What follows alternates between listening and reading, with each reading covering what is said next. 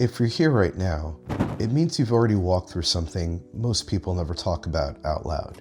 You've faced the unraveling of identity. You've stood in the wreckage of belief systems that once felt absolute.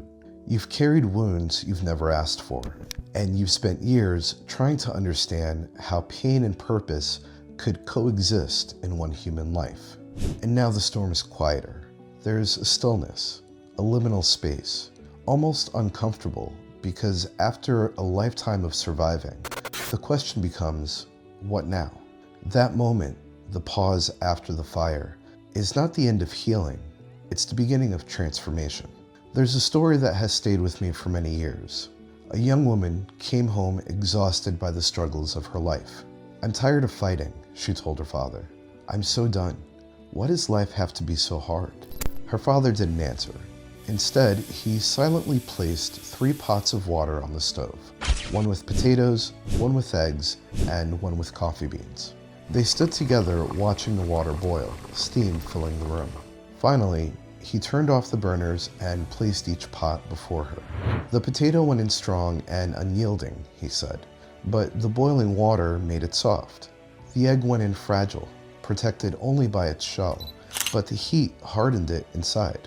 And the coffee beans, they did not break, they did not harden, they changed the water itself." Then he looked her in the eyes and asked the question that pierces every survivor.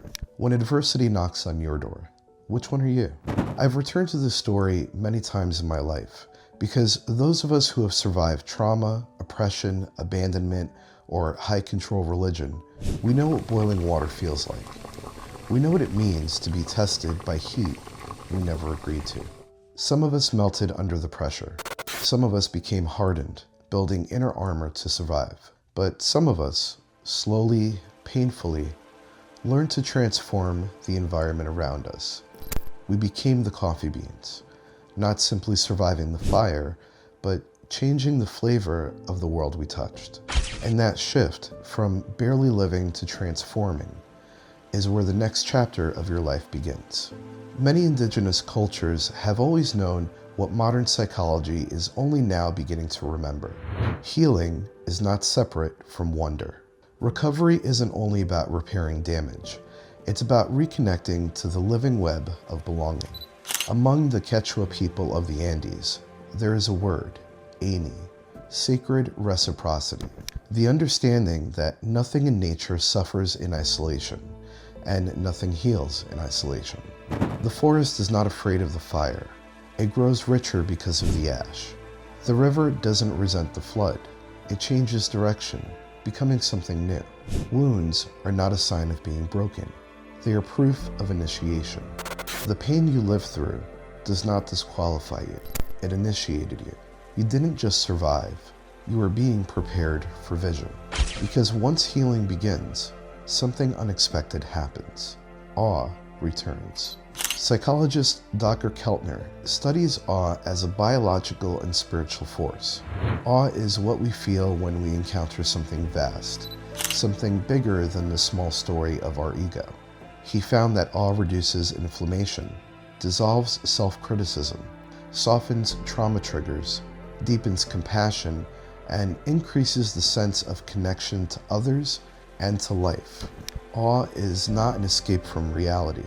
It is the deepest form of presence. It's that strange moment when you stand beneath a night sky and suddenly everything that once felt unbearable becomes small. It's the way music can open a memory, the way nature can silence despair without a single word. It's that feeling that something, call it spirit, call it consciousness, call it love, has been holding you all along.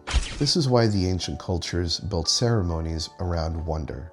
They trusted that curiosity was the doorway back to the soul. But for many of us raised inside controlling religions, curiosity once felt dangerous. We were taught that questions were rebellion, that doubt was sin, that wonder was a path to hell. We were taught to obey instead of explore. Yet every real spiritual awakening begins not with certainty, but with curiosity. Who am I really? What if the stories I inherited weren't the full truth? What if the divine is bigger and kinder than I was told. That whisper of curiosity is not betrayal. It's your inner knowing resurfacing. It's the return of your own spirit. Rumi once wrote, "The truth was a mirror in the hands of God. It fell and broke into pieces.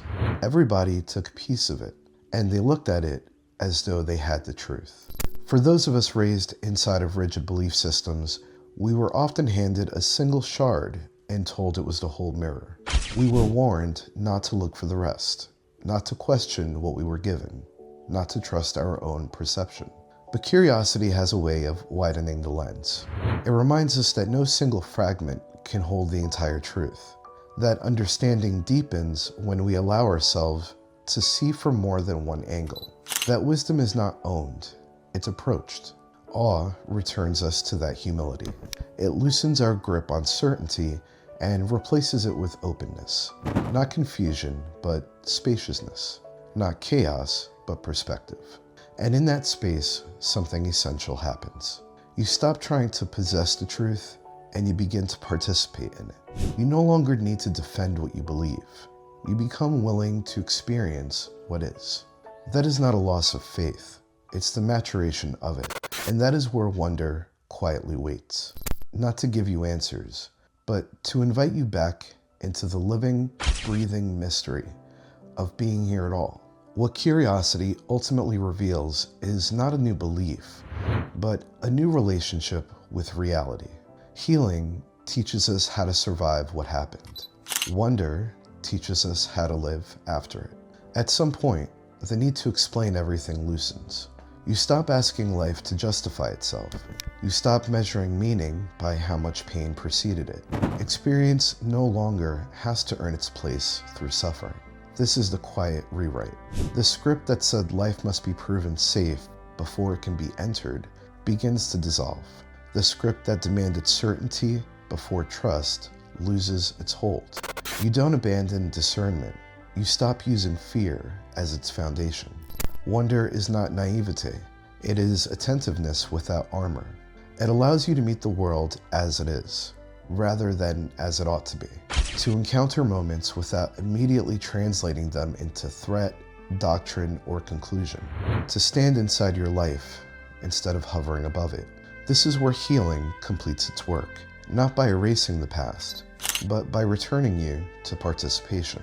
You no longer live only in response to what harmed you. You begin to move toward what calls you. From healing comes stability. From wonder comes orientation. And in that shift, life stops being something you endure or analyze and becomes something you engage in, moment by moment, with curiosity intact. Thank you for being here with me on Life Beyond the Scars. In our next episode, we'll explore the psychology of belief, how we learn to see the world. Until then, move through life with curiosity, kindness, and awareness. Take a moment each day to honor yourself and your journey. I'll meet you back here soon as we continue walking this path together.